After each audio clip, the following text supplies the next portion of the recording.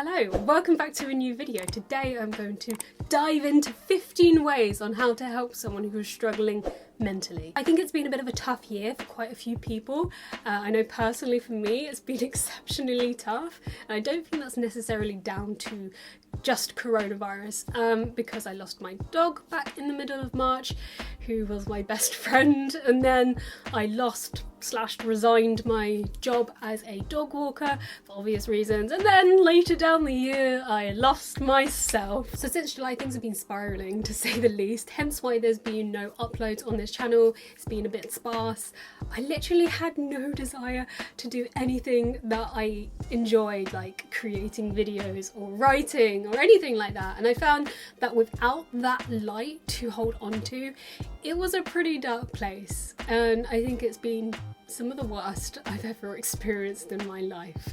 So 2020, hey? I know how tough it's been for the people around me to support me during this time, so that's why I thought I'd do a little video on how to help someone who is struggling mentally. But of course, don't forget that everyone is different with their mental health, and I think when it does come to mental health, it can be quite complicated and intricate and personal, so perhaps use this video as a guide, but be open to adapt. Now, before we dive into the 15 tips, I want to introduce you the bare basics on how to help someone.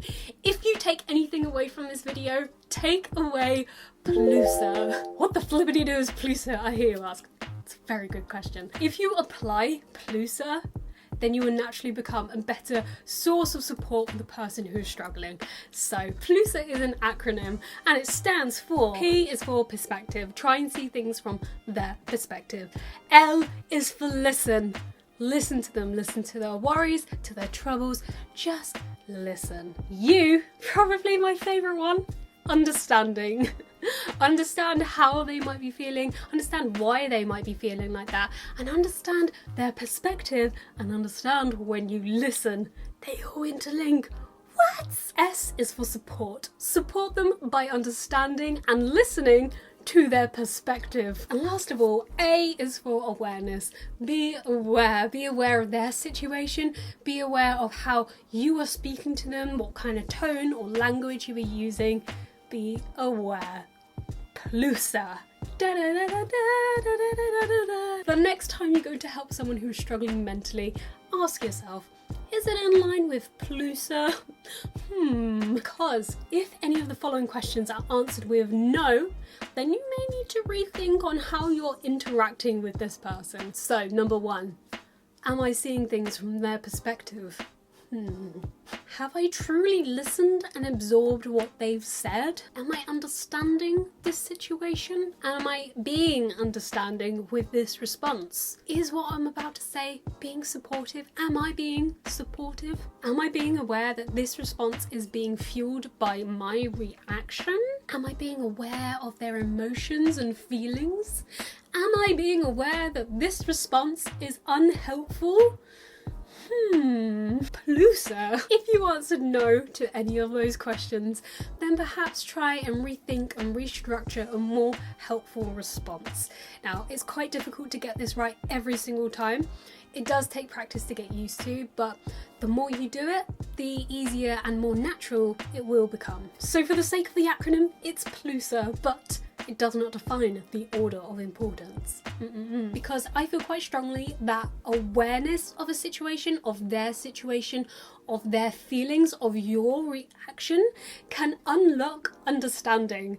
And when you understand, you can understand their perspective. You can understand by listening to them. You can understand how best to support them. So you could look at it as, oh please. Even though PLUSA came from my brain, I will be the first to admit that I am not 100% at this. I've not got this down to a T yet. I am still learning, and I am not professional, but I really do believe that this will help someone who is struggling, coming from personal experiences, of course. So now we understand PLUSA, let's move on to the 15 delicious tips I have for you. And I've split these up into 2 sections. The first 9 are about awareness, and the next 6, yes, quick math, is about support. I know you're all impressed with that. If nothing else, I've got maths down to a T. 9, 10, 11, 12, 2, 3? 9, 10, 11, 12, 1, 11. Whoa! 9, 10, 11, 12, 13, 14. I have lost the plot. Maybe you don't trust my maths. There could be more than 15 then. I don't know at this point. Now obviously they all interlink with each other, but I will put timestamps in the description bar below if you want to skip to any. Now, of course, the first thing that we are going to start off with is awareness, and I briefly mentioned this before, but the next time you talk to someone, try and notice if your response is fueled by your reaction or how you're feeling. Which of course is quite a natural way to respond to someone, but when we're speaking to someone who is perhaps feeling sad or anxious, try and be aware of your response and try and be aware how your reactioned response might affect the person who is struggling. Which leads me nicely onto the following tips. So number 2, what do I mean by this? Well, for example, if you are someone who is struggling, why they are struggling, be aware of your response if they don't tell you the precise reasons. If they don't tell you every single detail, try not to be offended by that. It doesn't necessarily mean that there is something wrong with you. Of course, you might be a complete and that might be the reason. Otherwise, try not to take it personally. So a few reasons as to why someone won't or can't open up to you is they might not even know the reason to begin with. And there's nothing worse when you're feeling empty and hopeless and you don't know why. And sometimes the worst thing is when someone keeps asking you why, what is wrong, and you can't give them an answer, and then they get offended that you haven't opened up to them, and then that makes you feel worse and frustrated and accentuates the problem to begin with. So it doesn't help the situation. That could be a reason why. Another reason is they might not feel comfortable or confident in telling you. And another thing I found when I have felt down or I've reacted a certain way is when someone asks me why, I find it difficult to analyse the reasons when I'm already emotionally fragile. Quite often the storm has to be calm before you can process the reasons and the whys. So be okay if someone can't tell you straight away, and be aware that there are other reasons as to why someone won't open up, and be aware of your response and your reactions. So number 3, if they do talk to you, make sure you listen and then perhaps ask them a few questions, because this shows that 1, you are listening and it makes them feel heard, and 2, it shows that you care and you genuinely want to help. And when you ask these questions, do it in a supportive way rather than a derogatory way. It's all about tone and language. Be aware of how and what you are saying. Number 4, try to step away from arguing and contradicting them about something they are feeling. For example, if they say, I feel like this entire thing is my fault, instead of going straight away, it's not your fault, of course it's not your fault, how could you even say that?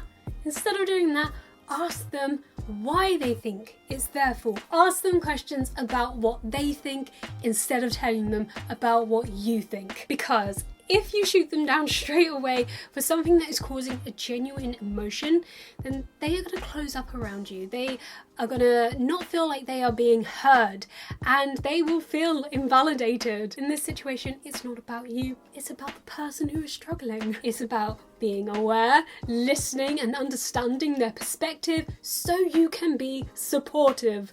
PLUSA! Of course, there are other ways to say things like, it's not your fault. You just need to restructure your response and help them see the different and possible outcomes or reasons. Help them to see a different view. The view from the other side, perhaps? For example, instead say, perhaps another reason or another perspective is this. Ta-da! Try not to argue and contradict with genuine emotions. So number 5, yes, it's good to be positive in life, but did you know there's something called toxic positivity? And this can create quite a lot of detrimental damage, and I wish everyone knew about this. Toxic positivity is being overly positive. So something these people will say is, keep your chin up, you should be grateful for the life you're living, or oh well, it'll be fine, tomorrow's a new day. Or, you know, everything will be fine in the end, it could be worse. Or positive vibes only. No. Let me stop you there, pumpkin. Let me stop you there. Let me read you this quote here. We define toxic positivity as the excessive and ineffective overgeneralization of a happy, optimistic state across all situations. The process of toxic positivity results in the denial, minimization, and invalidation of the authentic human emotional experience.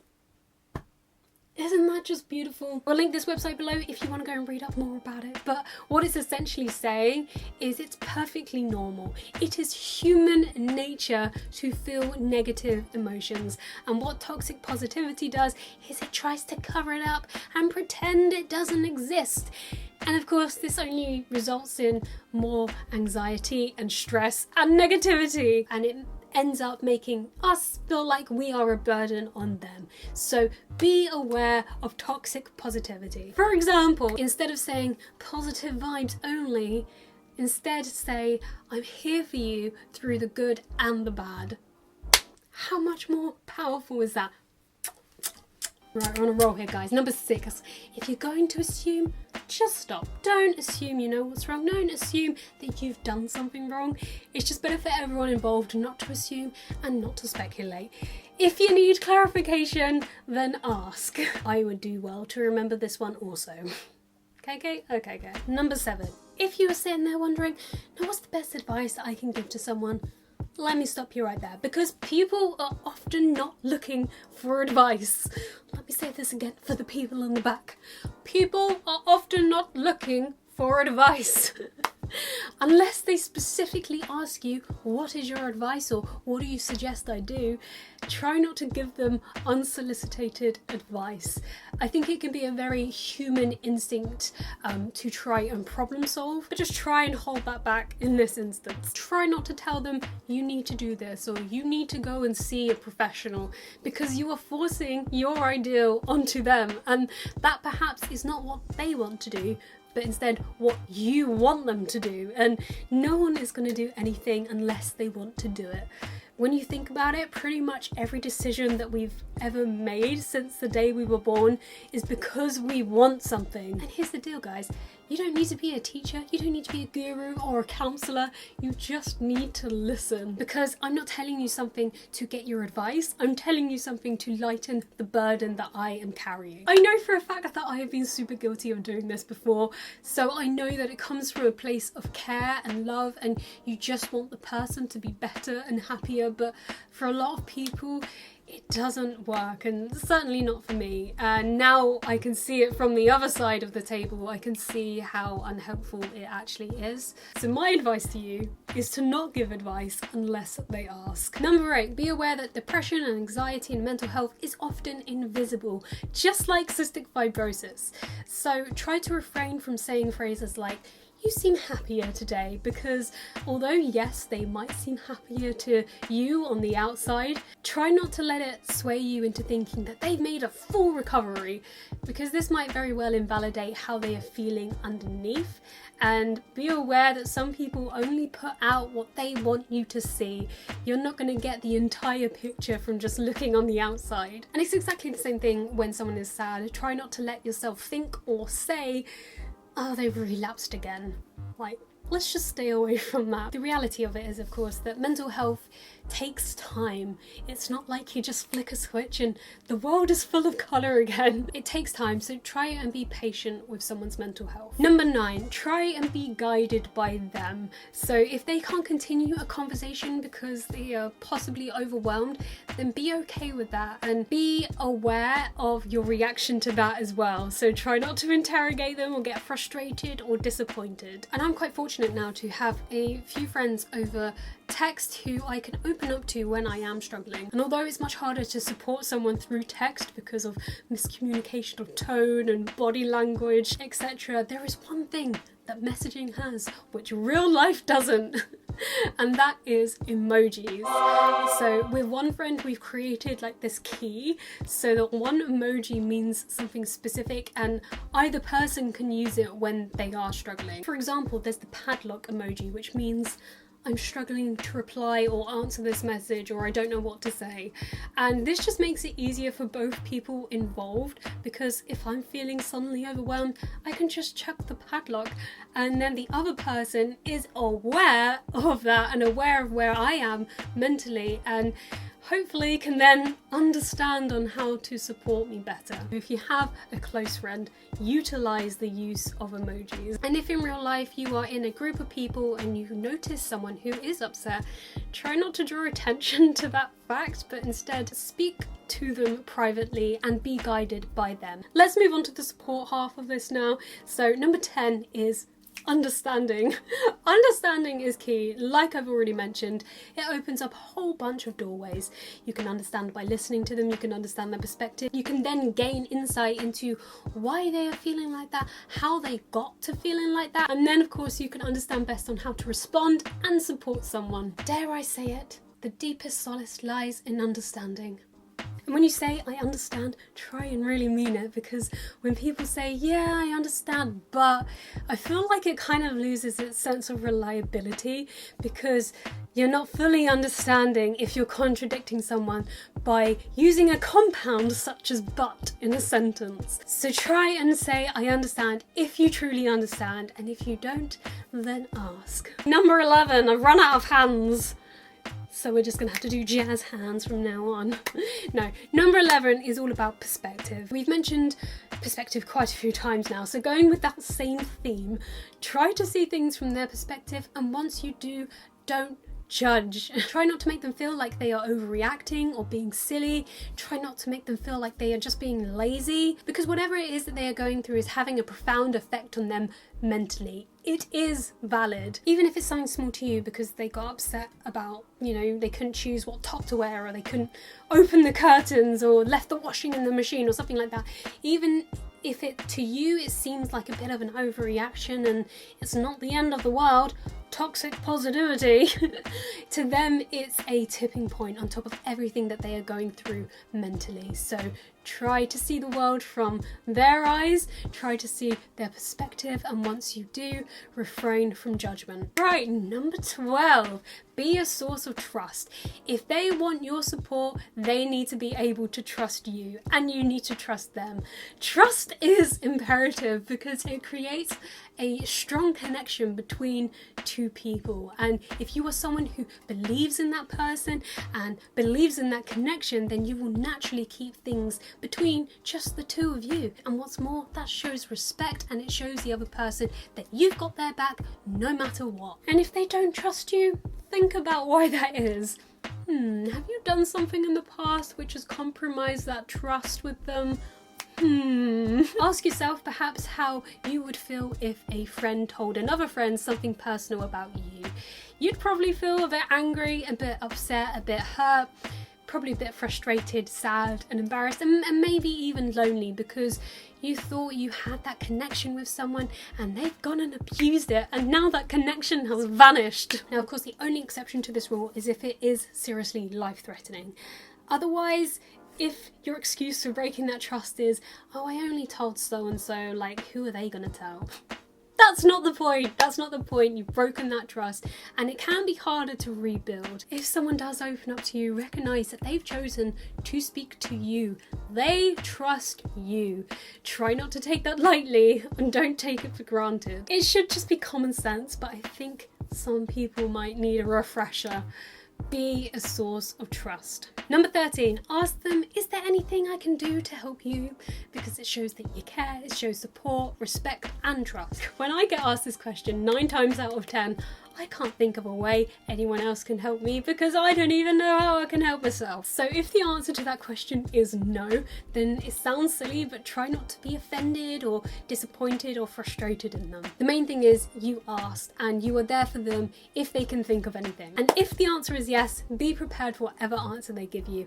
I know in the past I've said yes. Can you give me some space, please? That would help me. And that can sometimes understandably cause a little bit of friction, a bit of upset to the person who is trying to help, because they are expecting something different and more practical way of helping, sometimes it's just not as straightforward as that. If someone asks for space, you need to respect them and give them space until they are ready. It is important, therefore, that you don't get offended or upset by this, because if your best interest is to help that person, no matter what, then you need to be able to accept the answer, even if it's unconventional or different to what you expected. Okay, we're almost there, guys, we're almost there. Number 14.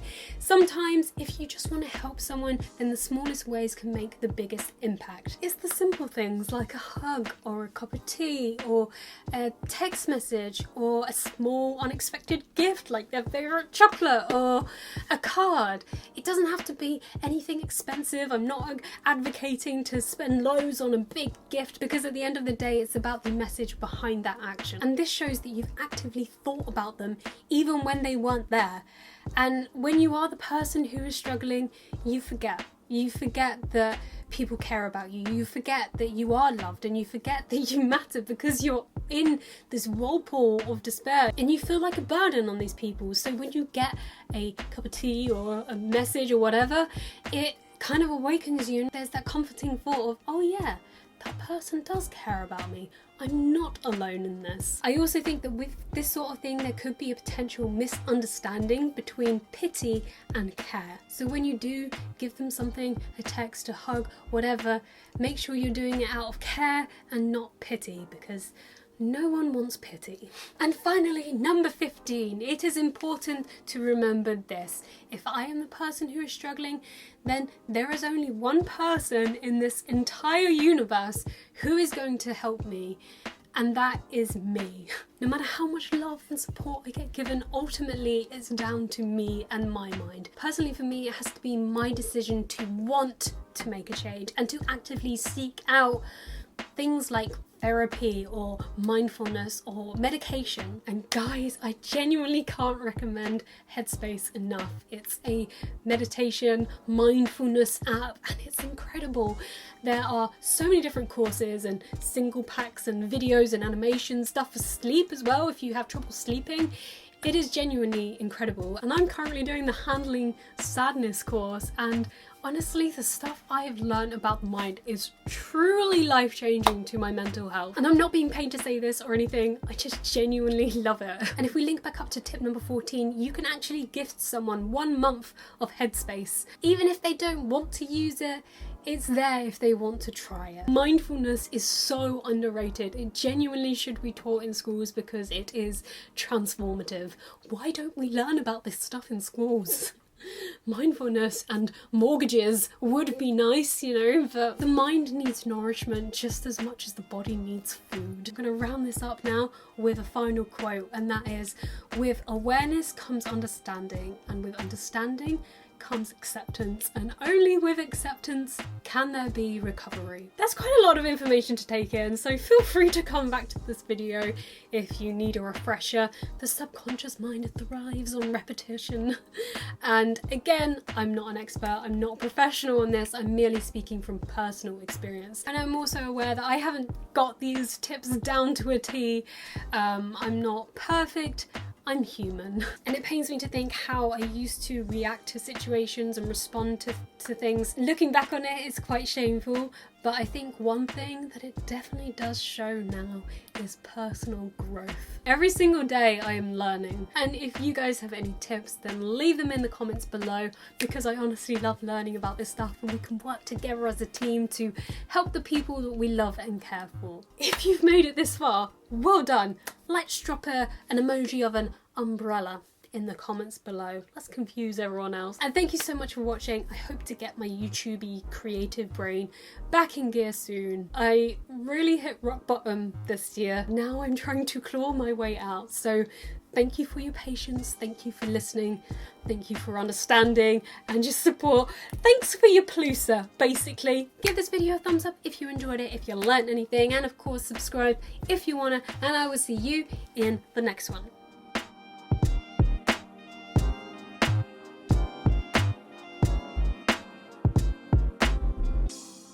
15,000 steps.